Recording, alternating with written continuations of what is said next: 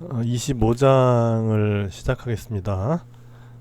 그래서 그 612쪽부터 시작을 하는 것이고요. 그래서 우리가 이제까지 그 이런 도체판이 마주보고 있는 경우에 대해서 몇 번 얘기를 했죠. 우리 22장에서 했죠. 일단 도체판이 마주보고 있을 때 그 두 판 사이의 전기장 벡터가 일정하다. 그렇게 이제 가정을 하고서 했었고, 그리고 도체판 하나에서부터 이제 수직하게 일정 거리만큼 떨어진 지점에서의 전기장 구하는 방법을 일단 원판의 경우로 했었고, 그리고 가우스 법칙을 이용해서 했었죠.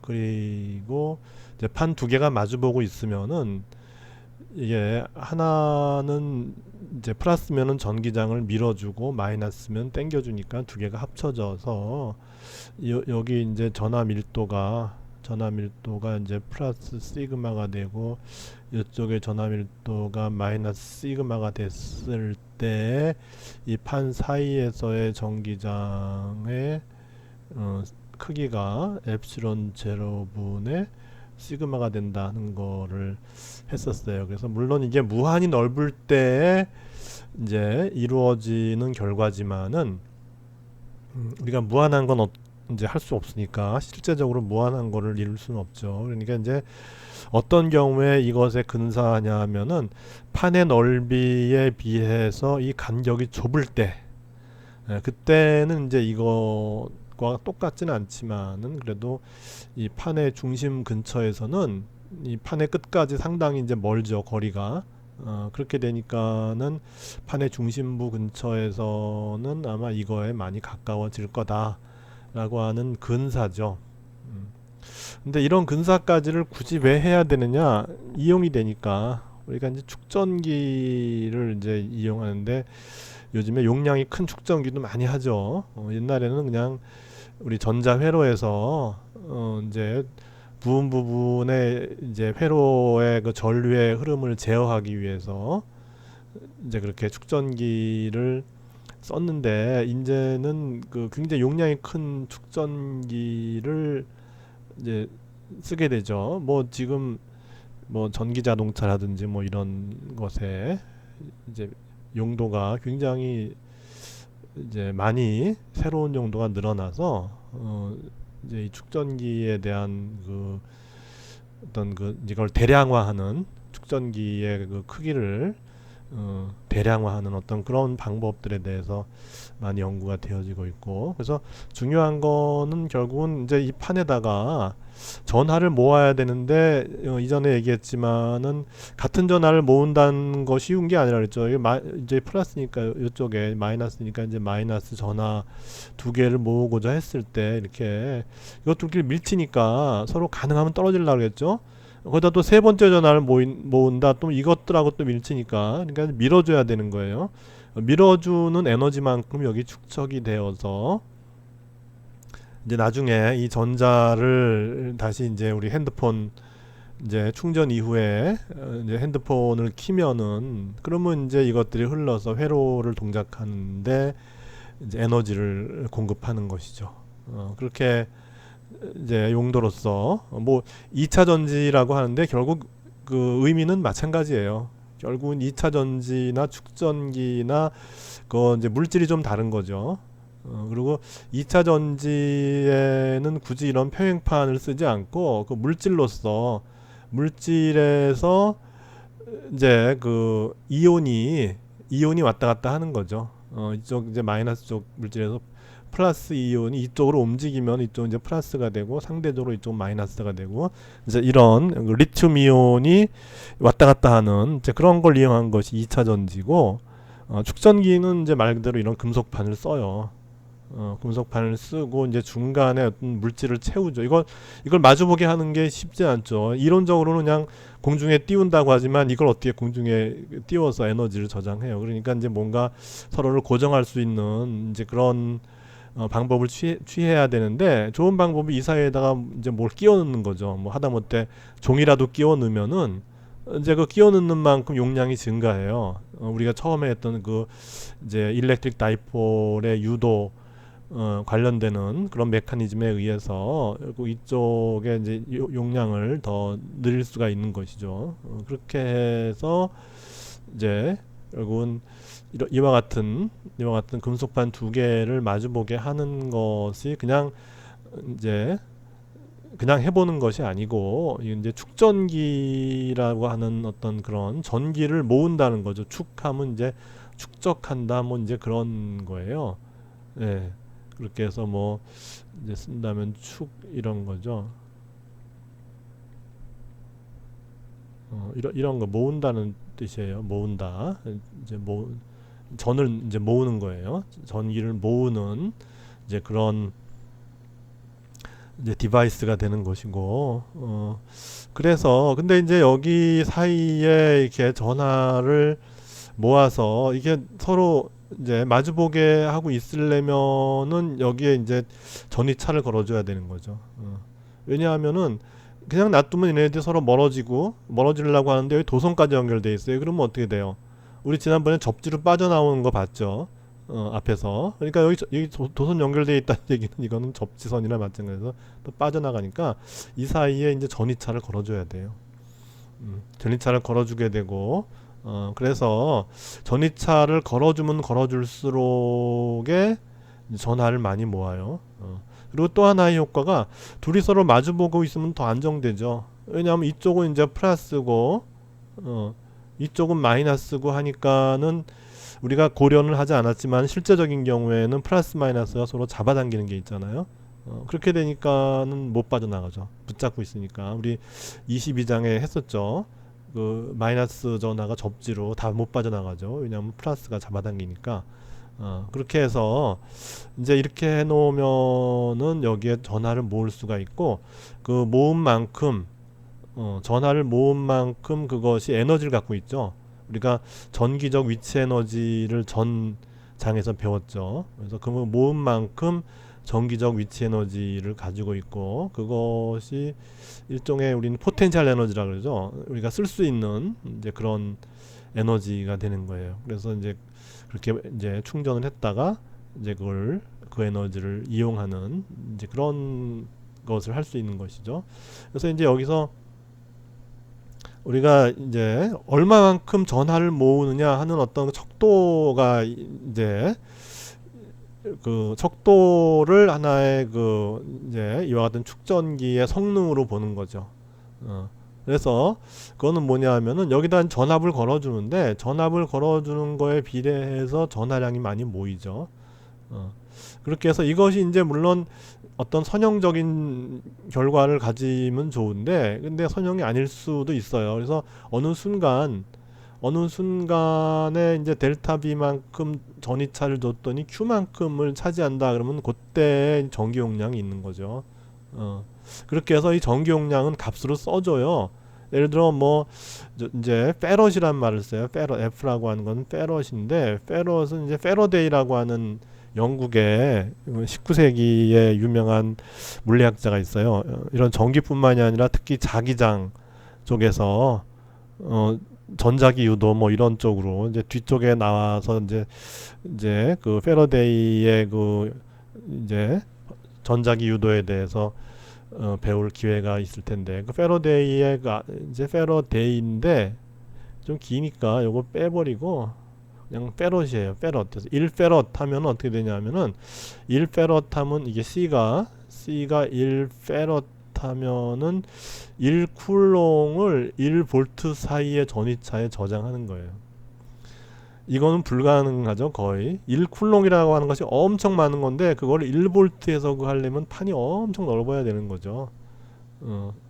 뭔가 사이에 집어넣었다, 부도체를 집어넣었다 하더라도 그게 이게 쉽게 달성되지 않죠. 그래서 이 페럿이라는 단위는 엄청 큰 단위고, 그래서 이제 주로 이제 보통 우리 전자기구 이런 데서는 대부분이 다 피코페럿이에요. 마이크로페럿도 상당히 큰 건데, 마이크로 하면 이제 10의 마이너스 6승이고 피코 하면은 이건 마이크로고 P는 이제 피코라 그러죠. 피코라 그래서 이제 피코페롯 하면 10의 마이너스 12승 페롯인 것이죠. 그렇게 해서 이제 그걸 써놔요. 그거를 이제 그 디바이스 표면에다가 이렇게 써놔요. 측정기를 보면은 그렇게 해서 이제 축전기가 수용할 수 있는 용량을 보여주는데 이제 그 양이 그리 많지 않은 이제 정전 용량이 그리 많지 않은 경우에는 그 양이 이제 요 가해주는 전압에 비례를 해요. 그러니까 어디다 써놓으면은 그냥 그것이 예를 들어서 뭐 1 마이크로 페롯이면은 1볼트의 전이차 내에서 1 마이크로 쿨롱을 저장할 수 있구나. 뭐 이런 정도를 이제 보증하는 것이죠. 그래서 이제 우리가 이와 같은 그 축전기의 경우에 이 전기 용량을 이제 결정하는 그 방법에 대해서 이제 알아봤고, 그래서 이제 페롯이라고 하는 그 단위는 이제 쿨롱 퍼 볼트가 되는 거죠. 그죠? 페롯이라고 하는 그 물리적 단위는 쿨롱 퍼 볼트가 되는 것이죠.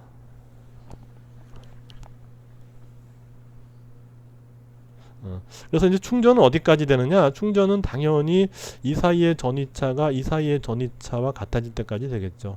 그죠? 예를 들어 이게 이제 앞에서 우리 왜 12V 뭐 전지 뭐 그런 거 얘기했죠. 그래서 이게 12V면은 요 사이가 이제 12V가 될 때까지, 그러니까 맥시멈 델타 V는 바로 이 전원에 의해서 결정되죠.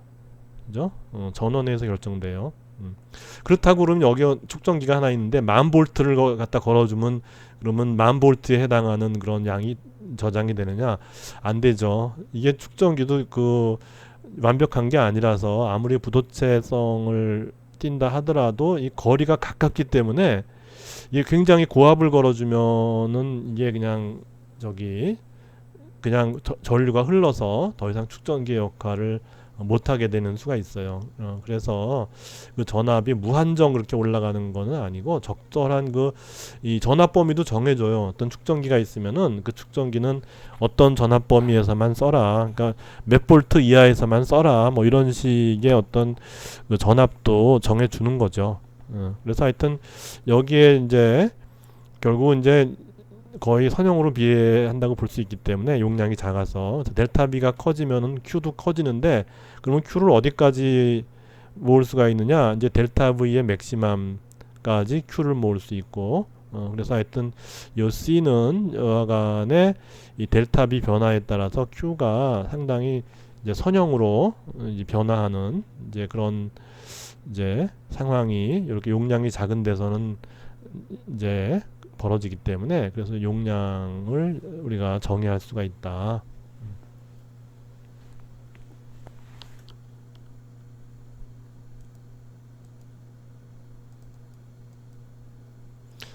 그래서 이제 처음에 나오는 것이 우리가 평행판 축전기 이제 두 개의 판이 마주보는 그런 게 나왔는데, 그거 이전에 일단 우리가 앞에서 도체구가 있는데 도체구의 용량이 어떻게 될까 이제 생각하는 거죠. 도체구가 이렇게 있어요.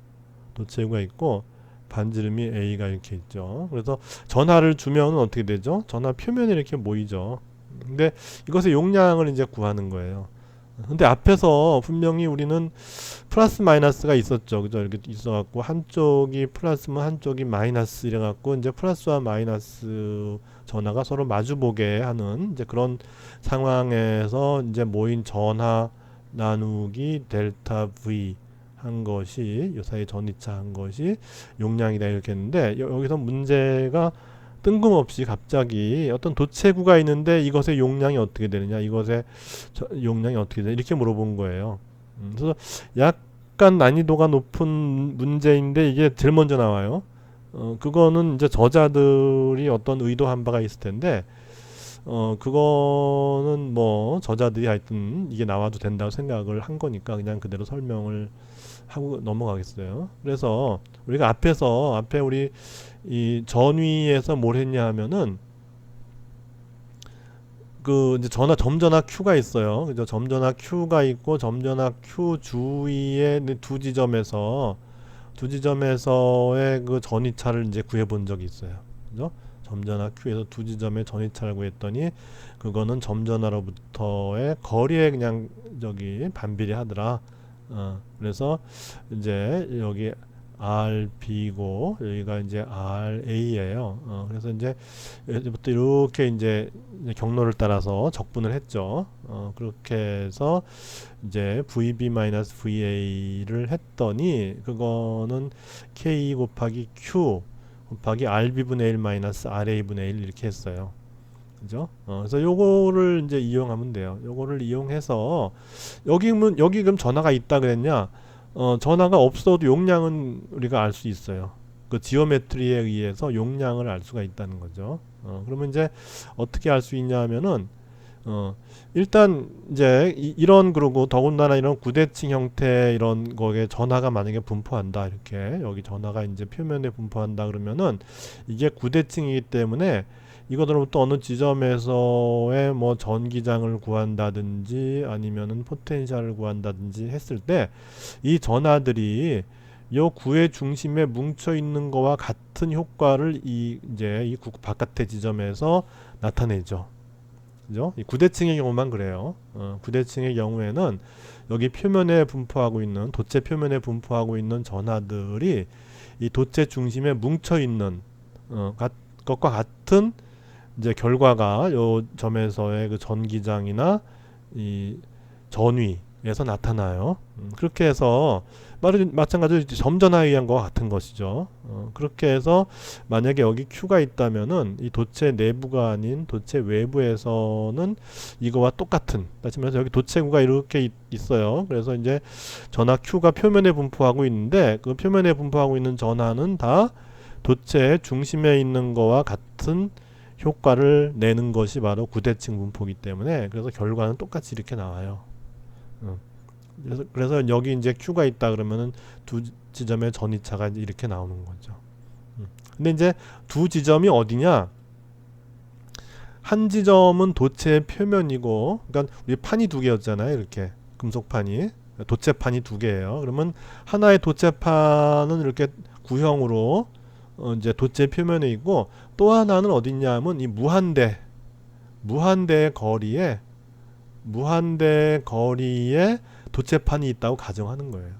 그래서 여기도 마찬가지로 도체판 표면에 이제 전하가 분포하고 있는데 여기는 이제 마이너스 Q가 분포하고 있는 거죠. 그렇게 했을 때 둘 사이의 전위차를 구하면 되는 거죠. 그래서 이 도체의 표면이기 때문에 결국은 이제 그 RB가 이제 요 도체의 반지름이죠. 그래서 A분의 1이 되는 것이고 요 부분이 A분의 1이 되는 것이고 마이너스 이 무한대 지점에 있잖아요. 그러니까 이거는 이제 무한대분의 1 이렇게 되는 거예요. 그러니까 이제 결국은 A분의 1이 돼 버리는 거죠. 그죠? 그래서 이제 결국 이제 델타 V라고 하는 거는 이제 A분의 K Q 이렇게 되는 거죠. 이게 델타 V예요. 그러면 이제 C라고 하는 거는 이제 여기서 이제 스몰 Q로 했으니까 여기도 이제 스몰 Q로 합시다. 스몰 Q 나누기 델타 V예요. 델타 V는 A분의 KQ 이렇게 되니까 Q 없어져서 여기 이제 K분의 A 이렇게 되죠. K분의 A 이렇게 돼요. 그래서 K가 4파이 엡실론 제로분의 1이니까 4파이 엡실론 제로 A 이렇게 돼요. 그러니까 어떤 도체구가 있을 때 우리가 정전 용량을 따질 수도 있는데 그때 어떻게 따지느냐? 그때는 무한대에 이제 또 다른 도체가 있어서 그 두 도체가 마주보고 있다고 보는 거죠. 이렇게 마주보고 있을 때 그때 이제 그 여기 있는 전하량 나누기 둘 사이의 전위차 하면은 바로 이제 이런 도체 구의 전기 용량 C가 이제 얻어질 수 있다 것이죠. 그래서 이제 이 C를 볼 것 같으면은 이제 여기서 이제 중요한 거는 C를 볼 것 같으면 C가 뭐에 관계하느냐 봤더니 반지름에 관계해요. 그죠? 4파이 엡실론 제로 이거는 이제 우리 우주 공간의 어떤 성질이니까 이제 진공의 성질이죠. 이렇게 되고 그다음에 A는 뭐냐면 9의 반지름의 관계예요. 그러니까 이 C라고 하는 거는 어떤 그 이제 여기 9의 그 어떤 기하학적인 모양 다시 말해서 반지름 여기서 뭐 얘기할 수 있는 게 이제 둥그렇다는 거하고 반지름밖에 없죠. 근데 이제 반지름에 비례하죠. 그죠? 반지름에 비례하고 그 외에 뭐 전하량이 얼마 있다거나 전이차가 어떻게 된다거나 그거에 관계하지 않는다는 거예요. 그래서 여기 보면 이제 Q 나누기 델타 V를 하니까 뭐 전하량에 의존할 수도 있고 이런 그 전이차에 의존할 수도 있지 않는가를 봤는데 실제적으로 용량을 계산해 봤더니 그거는 이 이제 거기에 구가 품고 있는 전하량이나 이 이제 구가 가지고 있는 이 전위 여기는 이제 전위죠. 여기 전위가 이제 아까 봤지만은 이제 A분의 KQ가 되고 이쪽은 0이죠. 무한된 0이니까 그래서 전위차가 바로 9의 전위가 되는 거죠. 그죠?